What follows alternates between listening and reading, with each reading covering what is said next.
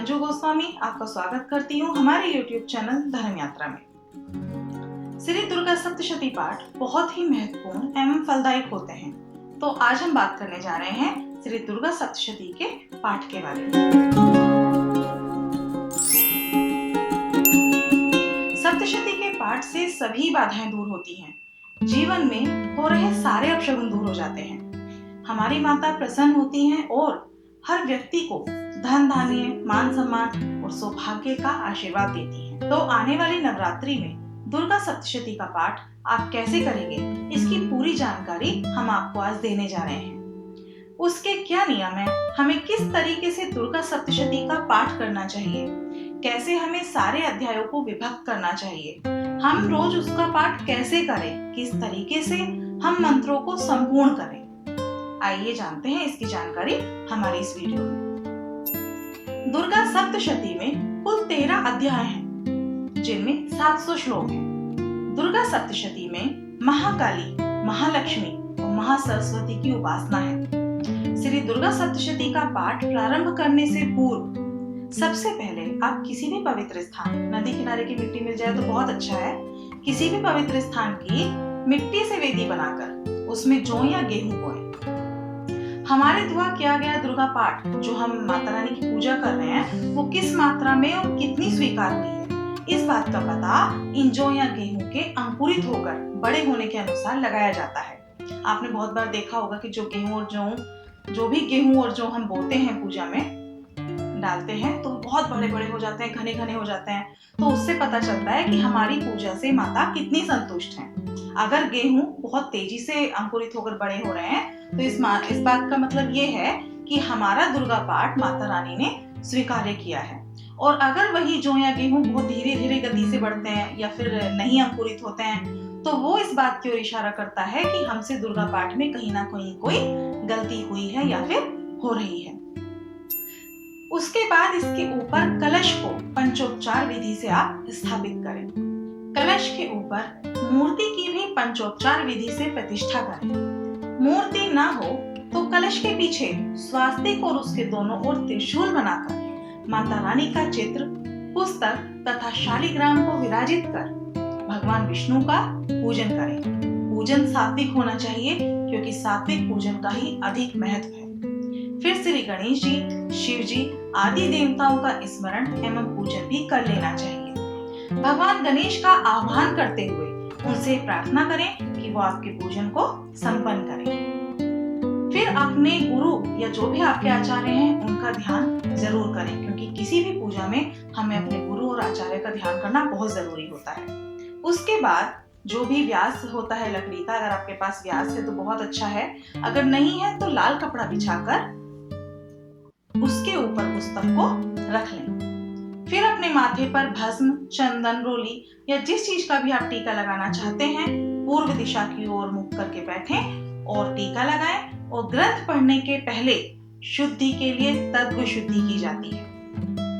फिर हाथ जोड़कर माता रानी का ध्यान करें और हाथ में जौ, चावल और जो भी आपको दक्षिणा रखनी है अपनी इच्छा अनुसार वो रखकर संकल्प करें और माता रानी से बोलें कि हे माता भगवती, आप अपने गोत्र का नाम लीजिए, आप जहाँ पर रहते हैं वहां का नाम ले और अपना नाम ले। और फिर माता रानी से बोले कि हे माता आदिशक्ति, मैं पूरी निष्ठा और समर्पण के साथ आपकी भक्ति और ध्यान में हूँ। आप हमारे घर में पधारें और जो भी आपकी मनोकामना है उसको आप अपने मन ही मन में बोलकर उस जल को संकल्प करके जमीन पर वहीं छोड़ दें। फिर आप ये संकल्प लें कि आप 13 अध्याय का 7 दिनों में पाठ करेंगे या आप हर दिन पूरा पाठ करेंगे। जो भी आपको संकल्प लेना है वो आप पहले ही दिन अपने मन में ले लीजिए। फिर माथे पर रोली लगाकर नैवेद्य आदि के साथ आप पूजा प्रारंभ करें। इसके बाद श्री दुर्गा सप्तशती पाठ के लिए पुस्तक का पूजन भी कर लेना चाहिए। श्री दुर्गा सप्तशती पाठ आप जिस पुस्तक से करते हैं सर्वप्रथम उस ग्रंथ को पूजन कर उन्हें संतुष्ट कर लेना चाहिए। इसके बिना किया गया श्री दुर्गा सप्तशती का पाठ अपूर्ण है। पुस्तक के पूजन के लिए उन पर जल छिड़क कर स्नान भाव से स्नान कराएं। पुस्तक के पूजन का मंत्र कुछ इस प्रकार है। नमो देव्ये महादेव्ये शिवाय संतता नमः। नमः प्रकृतये भद्राय नियतः प्रणतः स्मताम्। शास्त्रों के मुताबिक दुर्गा सप्तशती के पाठ में कवच, अर्गला और कीलक स्तोत्र से पहले शापोद्धार का पाठ करना अनिवार्य माना गया है। दुर्गा सप्तशती के सभी मंत्र श्री ब्रह्मा, ऋषि वशिष्ठ एवं ऋषि विश्वामित्र द्वारा शापित हैं। यही कारण है कि शापोद्धार पाठ के बिना दुर्गा सप्तशती के पाठ का फल नहीं मिलता है। शापोद्धार मंत्र कुछ इस तरह से है। ओम ह्रीं क्लीं श्रीं क्रां क्रीं चंडिका देवे शापना शाहुग्रहम कुरु कुरु स्वाहा।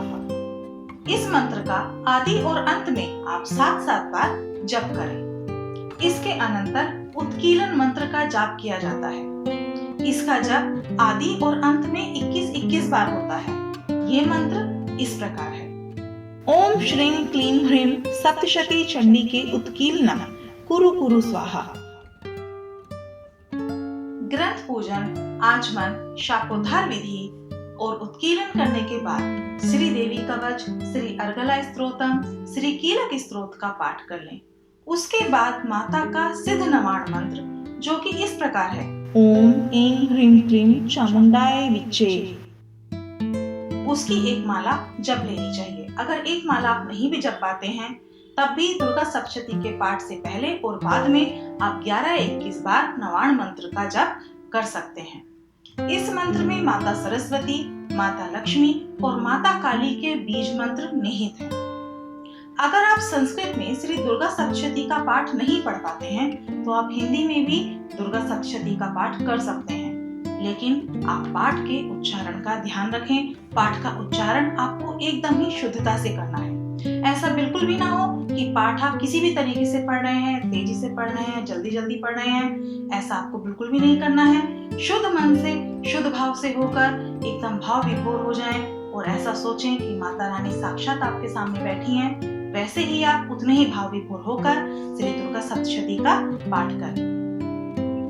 अभी आप 13 अध्यायों को किस तरह से बांटेंगे और 7 दिन में आप उनका पाठ कैसे करेंगे। एक दिन में इन 13 अध्याय यानी तीनों चरित्रों का पाठ अगर आप नहीं कर पाते हैं तो प्रथम दिन में आप प्रथम अध्याय करें, दूसरे दिन 2 पाठ, द्वितीय एवं तृतीय अध्याय करें, तीसरे दिन 1 पाठ, चतुर्थी अध्याय कर लें, चौथे दिन पंचम, षष्टम और सप्तम और अष्टम अध्याय के 4 पाठ कर लें। 5वें दिन आप 2 अध्याय, नवम और दशम अध्याय का पाठ करें। छठे दिन सिर्फ 11वां अध्याय कर लें और 7वें दिन जो कि आखिरी दिन है उसमें आप आखिरी के 2 पाठ, द्वादश एवं त्रयोदश अध्याय का पाठ करें। इसके बाद एक आवृत्ति सप्तशती की पूरी हो जाती है। तो इस तरीके से आप 7 दिन में जो 13 अध्याय है वो आपने विधि पूर्वक संपूर्ण किए। उसके बाद 8वें दिन कन्या पूजन जरूरी बताया गया है। श्री दुर्गा सप्तशती का पाठ, कवच, अर्गला और कीलक 3 रहस्यों को भी इसमें सम्मिलित कर लेना चाहिए। श्री दुर्गा सप्तशती पाठ के बाद आपको हर दिन क्षमा प्रार्थना जरूर करना चाहिए। जाने अनजाने में अगर आपसे कोई भूल हो जाती है तो माता रानी से उसके लिए क्षमा मांगे। श्री दुर्गा सप्तशती पाठ के प्रथम, मध्यम और उत्तर चरित्र का क्रम से पाठ करने से भक्त की सभी मनोकामनाएं मां दुर्गा पूर्ण करती है। इसे महाविद्या क्रम भी कहा गया है। श्री दुर्गा सप्तशती के उत्तर, प्रथम और मध्य चरित्र के क्रम अनुसार यदि आप पाठ करते हैं तो इससे शत्रुनाश और लक्ष्मी की प्राप्ति होती है। इसे महातंत्री क्रम भी कहते हैं। देवी पुराण में प्रातःकाल पूजन और प्रातःकाल में ही विसर्जन करने को कहा गया है, अर्थात रात्रि में घट स्थापना वर्जित होती है। इसके लिए अगर आप श्री दुर्गा सप्तशती का पाठ करने जा रहे हैं तो आप सुबह में ही पूजा शुरू करें और सुबह में ही अपनी पूजा संपन्न करके आखिरी दिन में कन्याओं को भोजन भी सुबह में ही करा के अपनी पूजा को संपूर्ण करें। अब कुछ लोग ये पूछते हैं कि श्री दुर्गा सप्तशती का पाठ किस तरीके से करना चाहिए। तो श्री दुर्गा सप्तशती पाठ करने का हर जगह अलग अलग विधान है। कुछ अध्याय में कुछ स्वर में, कुछ में मंद और कुछ में शांत मुद्रा में बैठकर पाठ करना श्रेष्ठ माना गया है। तो ध्यान से सुनिएगा। जैसे कि कीलक मंत्र को शांत मुद्रा में बैठकर मानसिक पाठ करना श्रेष्ठ है। मानसिक पाठ मतलब आप मन ही मन में उसको पढ़ सकते हैं। कीलक मंत्र को आप एकदम शांत होकर अपने मन ही मन में पढ़ें। देवी कवच को उच्च स्वर में पढ़ें। वो श्री अर्गला का प्रारंभ स्टार्टिंग उसकी उच्च स्वर में और उसका समापन शांत मुद्रा से करना चाहिए। संपुट मंत्र।